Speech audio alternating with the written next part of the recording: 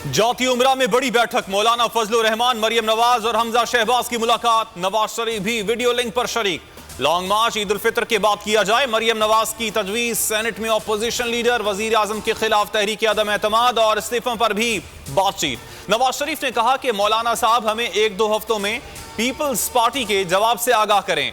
मौलाना फजलुर रहमान ने कहा कि पीडीएम तोड़ने की हुकूमती साजिश का डटकर मुकाबला करेंगे।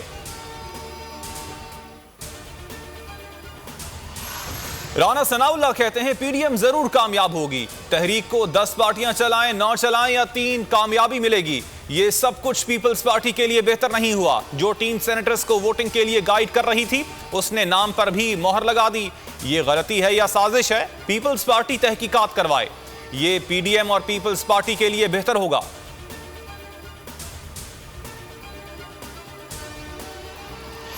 बिलावल ने जो एटम बॉम्ब हुकूमत पर चलाना था वो मौलाना पर चला दिया। आसिफ जरदारी ने पीडीएम को भी मामू बना दिया। फिरदौस आशिक आवान की तमकीद। कहा पीडीएम का नजरिया करप्शन और इदारों को यरगमाल बनाना है। जमहूरियत के दावेदारों ने सिंध में ऑपोजिशन को दीवार से लगाया हुआ है।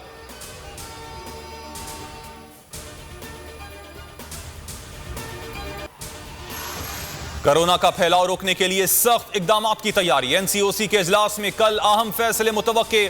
कोरोना जवाबित की खिलाफ वर्जी पर कार्रवाइयां। पंजाब में 30 रेस्टोरेंट, 650 दुकानें और 2 शादी हॉल सील।